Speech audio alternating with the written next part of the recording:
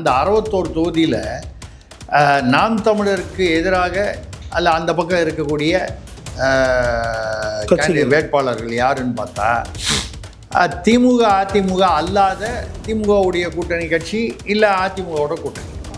அதாவது கூட்டணி கட்சிகள் அப்படின்னு வரும்போது பொதுவாகவே திமுகவாக இருக்கட்டும் அதிமுகவாக இருக்கட்டும் அவங்க வேட்பாளருக்கு வேலை செய்கிற அளவுக்கு கூட்டணி கட்சி வேலை செய்ய முடியும். இது ஒரு இயல்பான விஷயம், ரெண்டு பக்கமும் பொதுவாக சொல்கிறோம். அப்படி வரும்போது மாற்றுக் கட்சினா திமுக அதிமுக அல்லாத மாற்றுக் கட்சிகளுக்கு வாய்ப்புகள் அதிகம். ஒரு பேச்சு அடிப்படுது. இது வரைக்கும் 9 வேட்பாளர் தான் 6 வேட்பாளர் தான் ஃபிக்ஸ் ஆகிருக்கு டிவிகேல தாவேக்கால. ஏன்னா முதல்ல 5 கோடி டெபாசிட் காமிக்கணும், இல்லை என்கிட்ட இருக்குன்னு காமிக்கணும், அப்புறம் 1 கோடி டிடி கொடுக்கணுன்னாங்க. இதுக்கெலாம் யாரும் தைரியமாக வரல. புதுசாக எலெக்ஷன் வரும்போது 1 கோடி 2 கோடின்னு கொடுத்துட்டு நாளைக்கு வீட்டை விற்று அடமானம் வச்சு கொடுத்துட்டு தோற்று போயிடுமே. யாரையாவது பிடிச்சி நிற்க வைப்பாங்க. ஏன்னா இப்போ 234 ஒரு 200 கூட நிற்க வைக்க முடியல வேட்பாளர்னா தாவேகா தலைவர் விஜய்க்கு அது மிகப்பெரிய ஒரு பின்னடைவு, ஒரு அரசியல் பின்னடைவு. இதுக்கப்புறம் அவர் கட்சி நடத்துவாரா அப்படிங்கிற ஒரு கேள்வி. மறுபடியும் சினிமாவுக்கு தான் போகணுமா? இதெல்லாம் இப்போ பத்திரிகையில் அலசல் நடந்துக்கிட்டு இருக்கு. இன்னைக்கு உள்ள சூழ்நிலைக்கு இந்த கூட்டணி கட்சிகள் போட்டியிடுற இடங்களில் நாம் தமிழர் கட்சிக்கு கூடுதல் பலம்னு சொல்றதை விட வாய்ப்புகளாக அமையும் என்பது தான் நம்மளுடைய கருத்து. அப்போ விசிக புதுச்சேரியில் கூட்டணி இல்லை அப்படி தானே அர்த்தம்? ஆமாம், வரும் ஆனால் வராது. கூட்டணியில் இருக்காங்க ஆனால் எதிர்த்து போட்டிடுறாங்க. இப்போ தமிழ்நாட்டிலையும் அந்த மாதிரி வராதுன்னு என்ன நிச்சயம்? பிசிகே கேட்குற தொகுதியெல்லாம் கொடுக்கல, திமுக பிடிவாதமாக இருக்குது, பரவாயில்லன்னு எதிர்த்து நிற்கலாமே.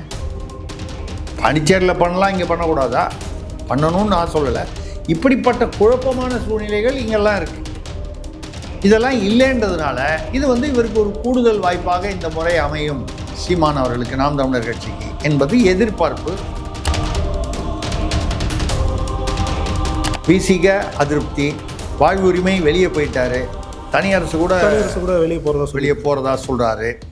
அப்படி இருக்கக்கூடிய ஒரு சூழ்நிலையில் அது யாருக்கு பயன்படும் என்றால் மாற்றுக் கட்சி, திமுக அதிமுக அல்லாத. திமுக அதிமுக அல்லாதன்னு சொல்லும்போது அது பெரும்பாலும் சீமானுக்கு தான், நாம் தமிழர். ஏன் சொல்கிறோன்னா அவர் ஏற்கனவே அறிவிச்சிட்டாரு, ஒரு சமநீதியாக 117 117 அறிவித்து அவங்க தொடங்கிட்டாங்க.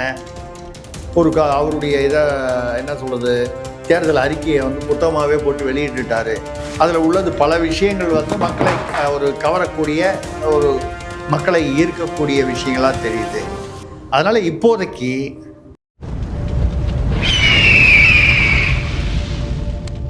அரசியல் கருட நேயர்களுக்கு வணக்கம். இன்று நம்மோட சிறப்பு மூத்த பத்திரிகையாளர் திரிசக்தியார் அவர்கள். வணக்கம் சார். வணக்கம் சரண், சொல்லுங்கள் சார். நாம் தமிழர் கட்சி இப்போது அவங்க பரப்புரையை தொடங்கியிருக்க வேலையில் கிட்டத்தட்ட 61 தொகுதிகளில் அவங்களுக்கு 2021 விட 2026 ஒரு எட்ஜ் இருக்குது அப்படின்னு சொல்லிட்டு ஒரு சர்வே முடிவுகள் வெளியாகிருக்கு. குறிப்பாக திமுக அதிமுகவில் கூட்டணி கட்சிகள் போட்டியிடக்கூடிய தொகுதிகளில் நாம் தமிழ் நல்லாவே பர்ஃபார்ம் பண்ணுறாங்கன்னு சொல்லப்படுது. எப்படி பார்க்குறீங்க சார் இது? அதாவது முதல்ல இந்த கூட்டணியை பற்றி பேசுவோம். அதாவது தமிழ்நாட்டில் உள்ள அரசியல் சூழ்நிலை. அப்போது இப்போ நிறைய கருத்து கணிப்பு நிறுவனங்கள்லாம் வருது, நிறையா வருது. இதில் தனியார் தான் பெரும்பாலும் தனியார். இதில் பெரிய நிறுவனங்களாகவும் இருக்குது, தேசிய அளவில் பிரபலமானது, சின்ன சின்ன நிறுவனங்களாகவும் வருது. பொதுவாக பார்த்திங்கன்னா இப்போது அந்த மாதிரி சொல்லக்கூடிய சில நிறுவனங்களில் தான் அவங்க என்ன கணக்கில் சொல்கிறாங்கன்னா, அவங்களுடைய வேலையே இந்த தொகுதியில் இப்படி இருக்குது, இந்த தொகுதியில் இப்படி இருக்குது, இவங்க நிற்கிறாங்க, இது வீக்கு, இது ஸ்ட்ராங்கு, இது சான்ஸு, வாய்ப்பு இருக்குது, வாய்ப்பு இல்லை, இதுதானே தேவை. இனிமேல் அடுத்த 1 மாதத்துக்கு இப்படி தானே போகுது. எல்லா கணிப்பும் அப்படி தானே போகும். ஒரு தொகுதி வாரியாக எப்படி இருக்குது அப்படிங்கிறது தான். அதில் நிற்கும் போது யார் நிற்கிறா, அவர் எந்த சாதி, இந்த மாதிரி தான் போகும். அந்த வகையில் அவங்க சொல்கிறதுடைய அதை நம்ம பிக்கப் பண்ணி அவங்க என்ன சொல்கிறாங்கன்னு பார்த்தீங்கன்னா, இந்த 61 தொகுதியில் நாம் தமிழருக்கு எதிராக அல்ல அந்த பக்கம் இருக்கக்கூடிய வேட்பாளர்கள் யாருன்னு பார்த்தா திமுக அதிமுக அல்லாத திமுகவுடைய கூட்டணி கட்சி இல்லை அதிமுகவோட கூட்டணி கட்சி. ஏன்னா திமுக அதிமுகவில் வந்து என்ன பண்ணுறாங்க, அவங்களுக்கு வந்து இது வந்து ரெண்டு பக்கமும் சௌகரியமாக வந்து என்ன பண்ணுறாங்க, அவங்களுக்கு வெற்றி வாய்ப்பு எங்கே கம்மியாக இருக்கோ அதை வந்து கூட்டணி கட்சி தள்ளி விட்டுறாங்க. இது வந்து ரெண்டு பக்கமும் நடக்கும்.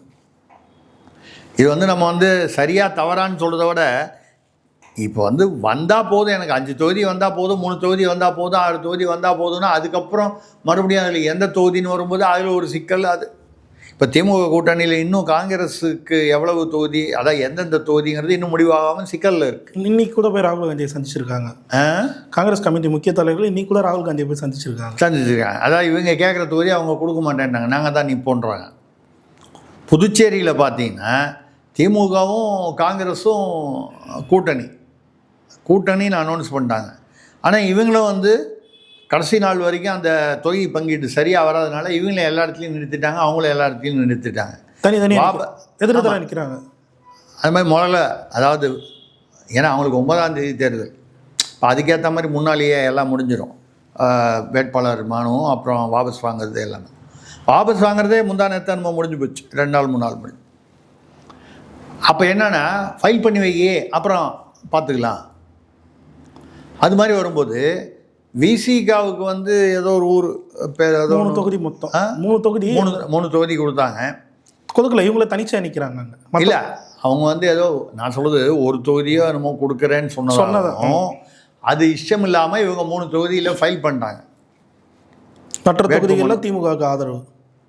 இந்த 3 தொகுதியில் நாங்கள் நேரடியாக இதே மாதிரி காங்கிரஸும் நான் சொல்கிறது புதுச்சேரியில் வேட்புமனு தாக்கல் பண்ணியிருக்கு, வாபஸ் வாங்கலை. திமுகவும் ஃபைல் பண்ணியிருக்கு, வாங்கலை, அப்படியே விட்டாங்க. கடைசி நிமிஷம் வரைக்கும் செட்டில் ஆகாதனால வாங்கலை.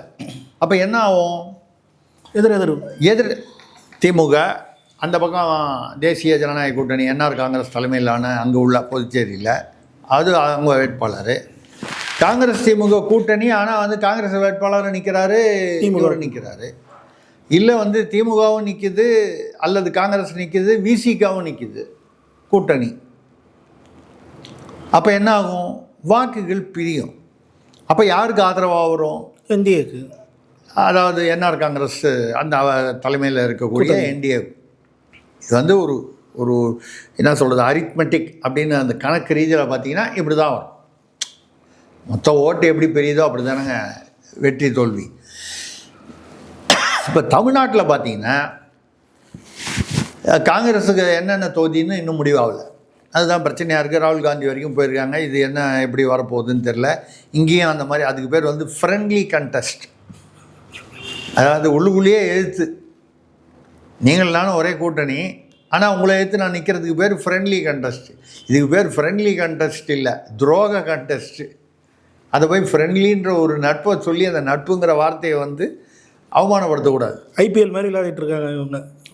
ஐபிஎல் மாதிரி விளையாடிட்டு இருக்காங்க. ஆமாம், ஐபிஎல்ல கேட்டிங்கன்னா நம்ம தலை தோனி, சென்னை சூப்பர் கிங்ஸ்னு உள்ளுக்குள்ளே பார்த்தீங்கன்னா ஒருத்தன் கூட அதில் தமிழாலே மெட்ராஸ்காரனோ இல்லை தமிழ்நாடோ ஒருத்தனுமே இருக்க மாட்டான். இது வந்து கேட்டால் சென்னை சூப்பர் கிங்ஸ், நாங்கள் சென்னை, இது சென்னை டீம். உத்தரப்பிரதேசத்துலேருந்து மத்திய பிரதேசத்துலேருந்து வேறு ஊர்லேருந்து அங்கேருந்து இங்கேருந்து எல்லாம் கொண்டு வந்து இங்கே போட்டிங்க. சரி, தமிழ்காரன் 2 பேர் நம்ம இங்கே நம்ம ஊர் கிரிக்கெட் வீரர் 4 பேர் நல்ல பிரபலமான ஆட்கள். அவன் என்னென்னா ஒருத்தன் போய் டெல்லிக்கு ஆடுவான், ஒருத்தன் பாம்பேக்கு ஆடுவான், ஒருத்தன் ராஜஸ்தானுக்கு ஆடுவான். அது பெரிய பணங்க. இந்த சன்ரைசர்ஸ் இப்போது ஹைதராபாத் நம்ம சன் டிவி குரூப்பு, அதோடைய இன்னைக்கு மதிப்பு வந்து 15,000 கோடியாம். இப்போ அந்த ராஜஸ்தான் ராயல் அப்புறம் இன்னொரு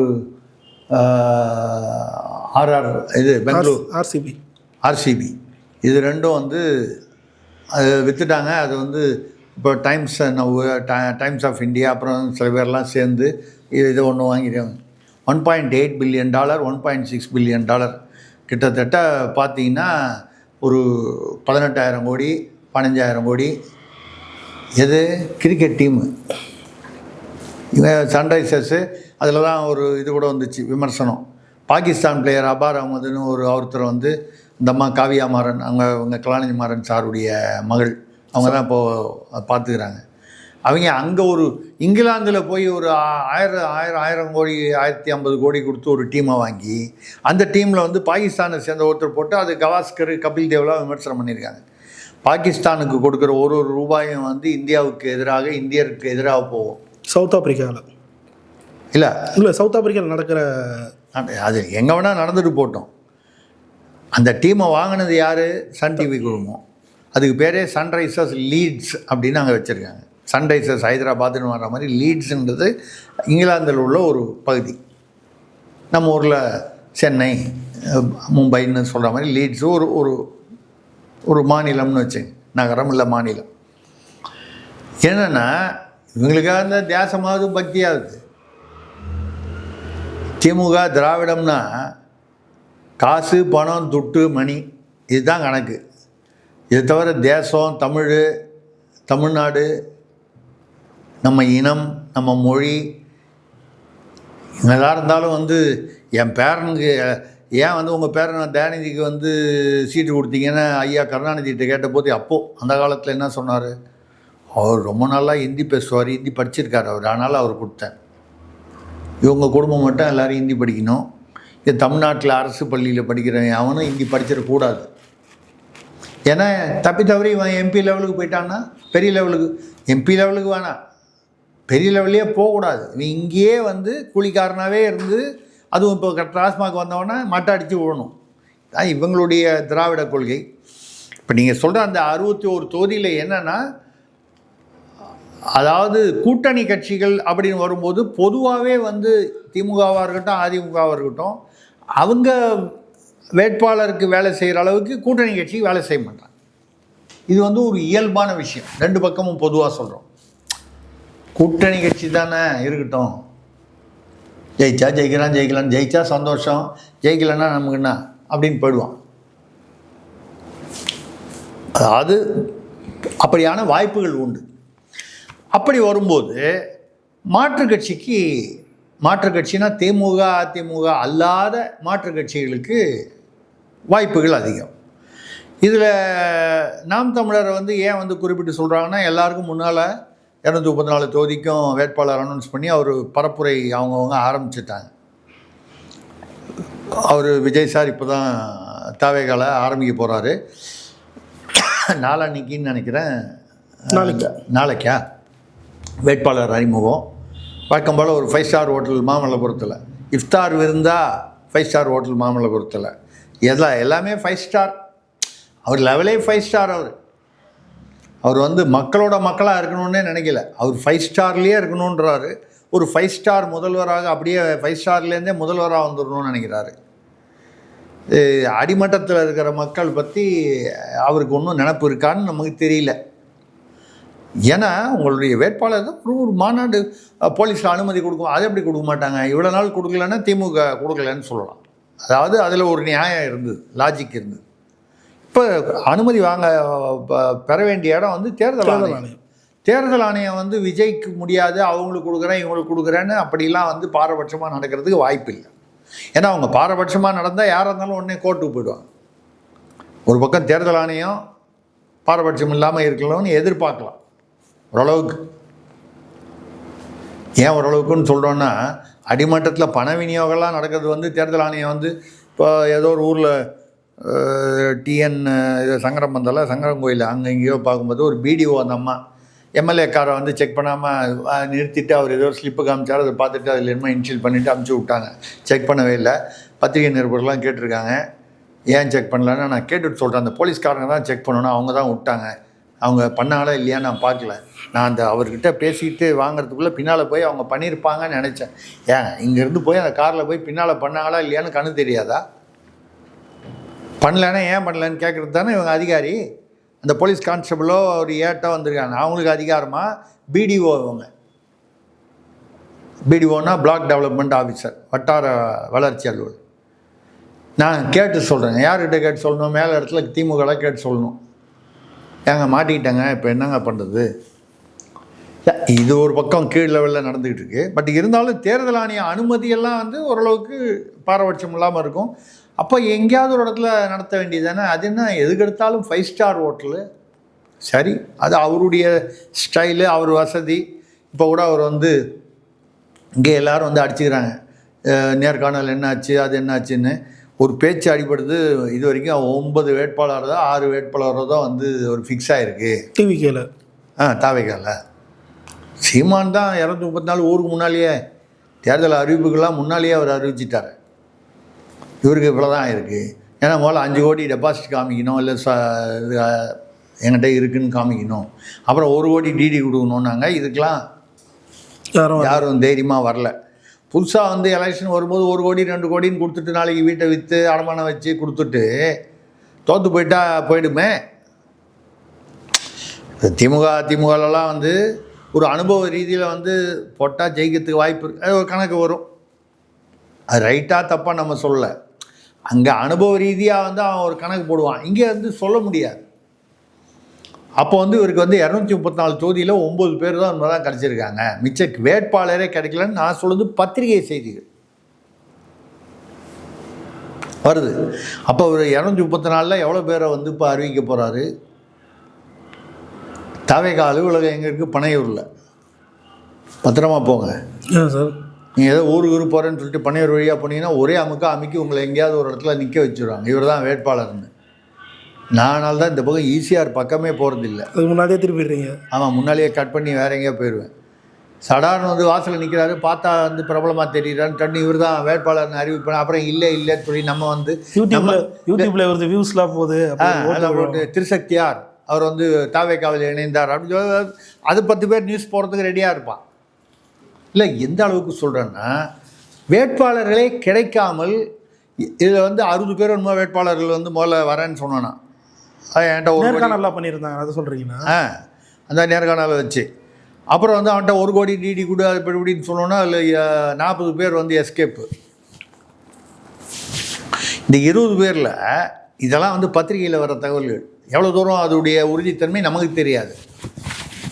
அதில் 11 பேர் வந்து 20 பேரில் கடைசியில் 20 பேர் மிஞ்சினதில்ல 11 பேர் வந்து நீங்கள் என்டிஏ இல்லை அதிமுக கூட்டணி சேர்ந்தீங்கன்னா வந்து தேர்றதுக்கு வாய்ப்பு இருக்கும். கூட்டணி இல்லாமல் தனியாக நின்னா நாங்கள் எஸ்ன்னு சொன்னது வந்து கூட்டணி சேருவீங்கன்ற நம்பிக்கையில் இப்போ அது இல்லைன்னு ஆளை விடுங்க. அப்போது 9 பேர் தான் இப்போ வந்து தைரியமாக நிற்கிறேன். அந்த 9 பேரில் யார்? திருப்பி நிர்மல்குமார், ஆதவ அர்ஜுனா, விஜய், புஷி ஆனந்த், ராஜ்மோகன், இவங்க வரிசையாக ஒரு 6 பேர் இவங்க வேறு ஏதோ 2-3 பேர். இப்படி தான் வந்து செய்தி அடிபடுது. நம்ம வந்து இதுதான் சரியான செய்தி, அவங்க யாரும் நிற்க மாட்டாங்கன்னு நம்ம சொல்லலை. யாரையாவது பிடிச்சி நிற்க வைப்பாங்க. ஏன்னா இப்போ 234 ஒரு 200 கூட நிற்க வைக்க முடியல வேட்பாளர்னா தாவேகா வந்து தலைவர் விஜய்க்கு வந்து அது மிகப்பெரிய ஒரு பின்னடைவு, ஒரு அரசியல் பின்னடைவு. இதுக்கப்புறம் அவர் கட்சி நடத்துவாரா அப்படிங்கிற ஒரு கேள்வி. மறுபடியும் சினிமாவுக்கு தான் போகணுமா? இதெல்லாம் வந்து இப்போ பத்திரிகையில் அலசல் நடந்துக்கிட்டு இருக்குது. அவருக்கு ஆள் கிடைக்கலன்னா அவர் திருப்பி சினிமாவுக்கு தான் போகணும், கட்சியை கலைக்கணும். ஏற்கனவே இந்த ஓட்டர் அவர் அந்த யஷ்வந்த் சின்ஹாவா அவர் வந்து என்னமோ அவர் பேர் யஷ்வந்த் தேஷ்முக், அவர் வந்து ஓட்டர்ன்றது பிரபலமான தேசிய அலுவலர். இவர் 5% மேலே ஓட்டு வாங்க மாட்டார், ஒரு சீட்டு கூட வாங்க மாட்டார். இப்போ பிரசாந்த் கிஷோர் மாதிரி கட்சியில் கட்சியை கழிச்சிட்டு தான் போவாருன்னு அவர் சொல்லிட்டா அவர் வந்து 100% கரெக்டு நம்ம அப்படி எடுத்துக்கல. இப்படியெல்லாம் கருத்துக்கள் வந்து ஓடிக்கிட்டு இருக்கு. நம்ம என்ன சொல்கிறோன்னா இந்த 61 நீங்கள் கேட்டது வந்து என்னென்னால் கூட்டணி கட்சிகள்னு வரும்போது கண்டிப்பாக அந்த இடங்கள் கொஞ்சம் பலவீனம். இது வந்து நான் சொல்கிறது திமுக அதிமுக 2 சைட்லேயும். உங்களுக்கு ஒரு உதாரணம் சொல்லணுன்னா அதிமுக சைடில் வந்து தமாக ஜி கே வாசன் அவர்களுக்கு 5 சீட்டு கொடுத்தாங்க. எங்கே கொடுத்தாங்கன்னு பாருங்கள். அதிமுக எங்கெங்கெல்லாம் ஜெயிக்காதோ அந்தந்த தொகுதி. இல்லை, நான் பேரே சொல்கிறேன். ஈரோடு அண்ணன் முத்துசாமி நிற்பார். டாஸ்மாக் இப்போது உள்ள டாஸ்மாக் அமைச்சர். டாஸ்மாக்குன்னு ஒரு சூப்பர் அமைச்சர் இருக்கார். அவர் இருக்கார், எப்போவும் 10 rupees அவர் இருக்கார். அது இல்லாமல் இப்போது ஏதோ பேருக்காவது ஒரு அமைச்சராக இருக்கார். இருந்தாலும் முத்துசாமி வந்து ஒரு காலத்தில் அதிமுகவில் இருந்து அங்கேயும் அமைச்சராக இருந்து அதுக்கப்புறம் இங்கே வந்திருக்காரு. பல வருடங்களாக அரசியல் அனுபவம் பெற்றவர், ஸ்ட்ராங் கேண்டிடேட். அதனால் அவர் ஜெயிச்சிருவார் அப்படின்னு நம்ம முடிவு பண்ணி சொல்லலை. ஒரு அனுபவம் உள்ள அரசியல்வாதி. கும்பகோணத்தில் எடுத்துங்க. கடந்த 3 துறையாக சாக்கோட்டை அன்பழகன்றவர் தான் அங்கே எம்எல்ஏவாக இருக்கார். அதாவது இந்த ஆன்டி எஸ்டாப்ளிஷ்மெண்ட்டு அதெல்லாம் தாண்டி அங்கே ஒரு செல்வாக்கு அவருக்குன்னு இருக்குது. கட்சியோட செல்வாக்குன்றது ஒன்று, வேட்பாளருடைய செல்வாக்கு, அந்த வேட்பாளர் செல்வாக்கு உள்ளார். அப்போ இந்த மாதிரி ஒரு 5 இடம் கொடுத்துருக்காங்க. இந்த 5 இடமும் வந்து ஏன் கொடுக்குறாங்க அதிமுகவில்?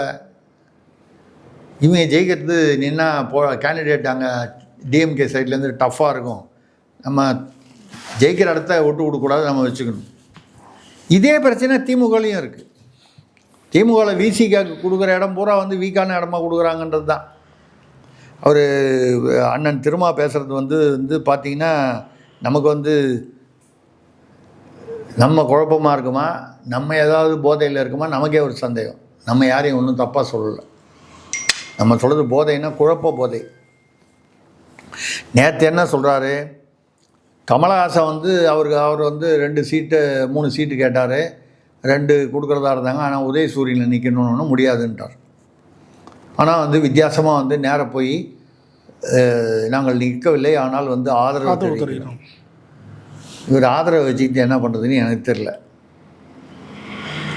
இந்த ஆதரவு நிற்காமல் ஆதரவு கொடுக்குறது வந்து எப்படின்னா, பண்ருட்டியார் சொன்னார், விஜய்க்கு கட்சியுடன் நாங்கள் வந்து கூட்டணி, ஆனால் தேர்தலில் நிற்க மாட்டோம், ஆதரவு.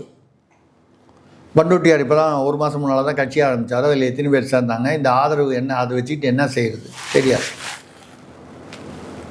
இன்ஃபேக்ட் கமலஹாசனுடைய கட்சியில் 2 பேர் சீட்டு கொடுத்தாலே யார் 2 பேர் ரொம்ப வேட்பாளர் கண்டுபிடிக்கிறதே கஷ்டம். வரும் டார்ச் லைட்டை வச்சுக்கிட்டு நம்ம பாட்டை மேலே அடிக்க வேண்டியதுதான். இல்லை என்னன்னா, அப்போ திரும்ப ரைட்டு, அது கமலஹாசனுடைய முடிவு, நம்ம வந்து அதை பற்றி ஒன்றும் இல்லை. அவர் வந்து எதுக்கு ரிஸ்க்குன்னு சொல்லி ஒதுங்கிட்டாரான்மோ. ஆனால் திருமாவர்கள் வந்து நேற்று பேசும்போது காலத்தால் போற்றப்படும் நன்மதிப்பு பெரும் இந்த முடிவு, நன்மதிப்பு பெறும் இந்த முடிவு யார்? கமலஹாசனுடைய முடிவு. வெளியிலிருந்து ஆதரவு கொடுக்கறது, தேர்தலில் நிற்காதது, காலத்தால் போற்றப்படும். இவர் என்ன பண்ணார்? 8 சீட்டு வாங்கியிருக்கார். 8 தானே? கரெக்டு தானே?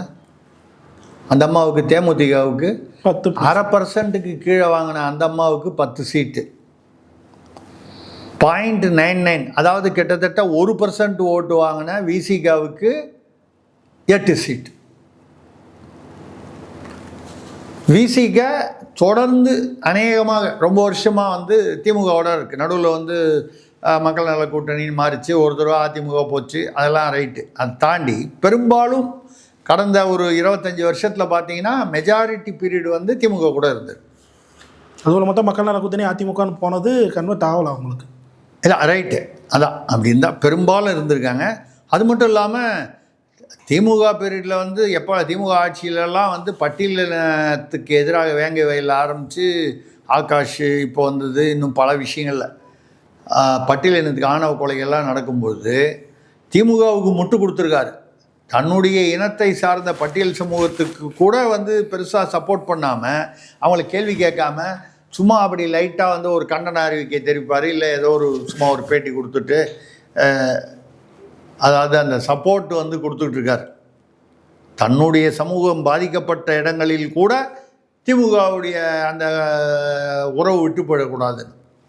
இப்போ நேற்று அண்ணன் திருமாவளவன் என்ன சொல்லியிருக்காருன்னா, கமல் தேர்தலில் போட்டிட்டு இருக்க வேண்டும், ஒதுங்கி இருக்கக்கூடாது, என்னதான் வந்து கொள்கை ரீதியாக ஆதரவுனா கூட போட்டிகிட்டு இருக்கணும். இன்னும் முந்தா நேற்று பேசும்போது இது வந்து உலகத்தால் போற்றப்படும், காலத்தால் போற்றப்படும்னு சொல்லிட்டு நேற்று திடீர்னு சொல்கிறாருன்னா என்ன அர்த்தம்னா, நான் எப்படி புரிஞ்சுக்கிறேன்னா, இன்னும் திருமாவளவன் அவர்கள் வந்து நேற்று ஒன்று முந்தா நேற்று ஒன்று பேசுகிறாருன்னு நம்ம வந்து அவரை பற்றி தப்பாக சொல்கிறதுக்கு எனக்கு அப்படி ஒன்றும் எண்ணம் இல்லை, கருத்து இல்லை. காரணம் வந்து அரசியல்வாதி மாற்றி பேசுகிறாங்கன்னா ஏதோ உள்ளுக்குள்ளே ஒரு காரணம் இருக்கும், வெளியில் தெரியாமல் இருக்கும். என்னவா இருக்க முடியும்னா, இவர் கேட்குற தொகுதி அவங்க கொடுக்க மாட்டேன்றாங்க. கமல் கேட்குற தொகுதி சொல்லி இல்லை, திருமாவளவன் தான் முடிஞ்சு போச்ச கதை. திருமாவளவன் வந்து தொகுதி 8ன்னு சொல்லிட்டாங்க. 2வது இவருக்கு 8ன்னு சொன்னதுக்கப்புறம் பிரேமலதா அவர்களுக்கு, அதாவது தேமுதிகவுக்கு 10ன்னு சொன்னாங்க. 1% வாங்கின கட்சிக்கு 10, 1% வாங்கின கட்சி, கூடவே பயணம் செய்யக்கூடிய கட்சி, திமுகவுக்கு விழக்கூடிய வாக்குகளில் சுமார் 20%, 25% வந்து திருமாவளவனால் விழக்கூடியது. புரியுது. திமுக கூட்டணிக்கு வரக்கூடியது. அப்படி இருக்கக்கூடிய இடத்துல இவருக்கு 8, அந்த அம்மாவுக்கு 10. அது ஏன் வந்து அந்த கணக்குனா, அவங்க என்ன கணக்கு போட்டாங்க, வன்னியர் இதில் வந்து அவர் விஜயகாந்த் நிற்கும்போது அவர் வெற்றி பெற்ற 29 ஜெயிச்சு எதிர்கட்சி தலைவரானார், அதிமுக கூட்டணியில் நின்று. ஆனால் வந்து 2வது கட்சியாக வந்தார். முதல் தடவையாக திமுக வந்து 3வது இடத்துக்கு வந்தது அந்த பீரியடில். அப்போ அந்த 29ல் பெரும்பான்மையானது வந்து வன்னியர், அதாவது வன்னியர்கள் அதிகமாக இருக்கக்கூடிய வட மாவட்டத்தை சேர்ந்து. இப்போ அன்புமணி அந்த பக்கம் இருக்காருன்றதுனால ராமதாஸ் ஐயா ஏதோ சசிகலாவோட கூட்டணிங்கிறாரு. எவ்வளோ தொகுதியில் நிற்பார் என்ன ஏது இன்னும் தெளிவாக தெரியல. அதுவும் அந்த தென்னந்தோப்பு சின்னத்தில் தான், அவங்க சசிகலா சின்னத்தில் தான் நிற்பேன்றாரு. அது எப்படின்னு தெரியல. ஐயாவுக்கென்று ஒரு மரியாதை இருக்குன்னா கூட அது வாக்கு வங்கியில் அது எப்படி தக்க வைக்க முடியுமான்னு தெரியல. அது சசிகலாவோட சேரும்போது அதில் சில அவருக்கு சில சங்கடங்கள் இருக்கலாம். அப்போ இந்த வன்னியர்கள் வாக்கையும் கணக்கு வச்சு, நாயுடு இனத்தவருடைய வாக்கையும் கணக்கு வச்சு விஜயகாந்த் பிரேமலதா.